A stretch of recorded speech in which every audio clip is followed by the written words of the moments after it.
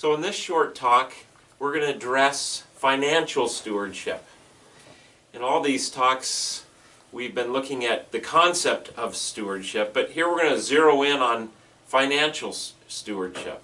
This is a really important aspect of the Christian life, but it's also one that I know there's a lot of resistance to and struggle with. In fact, the number one reason that people say they don't come to church is because what they hear is all the church cares about is my money. It's a sad thing, but Jesus talks a lot about money because he knows that money is a lot of where our heart is. And in fact, Jesus said, where your treasure is, that's where your heart will be. So that is a powerful word that Jesus shares.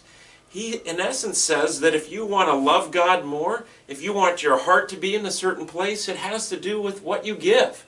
What do you do with your treasure?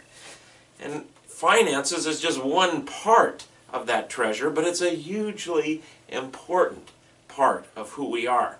Martin Luther said that there's three parts of us that need to be kind of, if you will, converted or changed. Our head, our heart, and our pocketbook.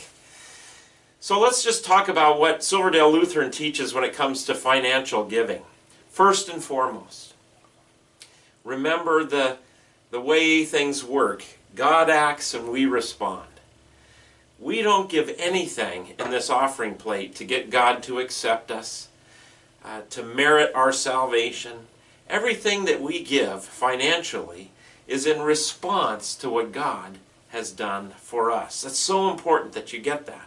So we like to talk about the concept here of first fruits giving. In the Old Testament, God always said, you know, when you have a harvest, give me this much at the start, and then everyone would get the rest. Well, that's what we talk about with financial giving here. Whether it's 1% or 2% or 3%, or you grow 1% every year to try and stretch yourself. There is the concept of the tithe in the Old Testament. Jesus doesn't necessarily talk about the tithe, although he celebrates and holds up a woman who gave everything she had. So we don't want to get in the legalism of it has to be this amount or this amount. That's a part of where your faith is at and also the circumstances of your life. Sometimes we can't give much and we depend on other people to give more. We're part of the body of Christ. If one person can't do much at the moment, others step up for them, and then it'll switch around. That's the way we work in the body of Christ. So we don't talk about an exact amount, but we do talk about this concept of first fruits giving. Decide, how much can I give to the work of the kingdom of Christ in the world through the church and perhaps in other ways as well? How much can I give? And make a decision at the first of the month.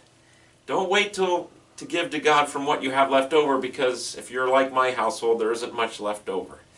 So that's what we really encourage people to begin with, is first fruits giving. And you know, that's something you grow into. I know one pastor, somebody I admire, increased every year 1%, and he and his spouse are up to like 20% now. That's like mind-blowing. But challenge yourself to grow a little bit, and here's why. Let's talk about the reason we financially give. Yes, it is for the benefit of the building up of the body of Christ. It is for ministry. Congregations have insurance payments and utilities to pay and mortgages sometimes and staff and curriculum to buy. And it's really amazing when you look at all that goes into making a congregation work. And that is one reason to give, but there's another reason, and a more important one. You have a need to give. As you give, you grow. In this world, finances are powerful, and they can become our God.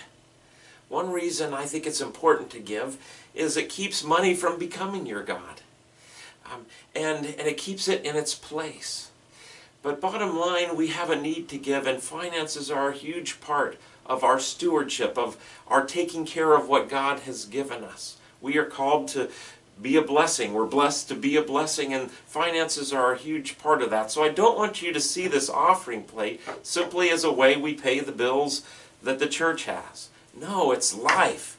It's your opportunity to learn to love God even more and even more, because as where you put your treasure, there your heart will be.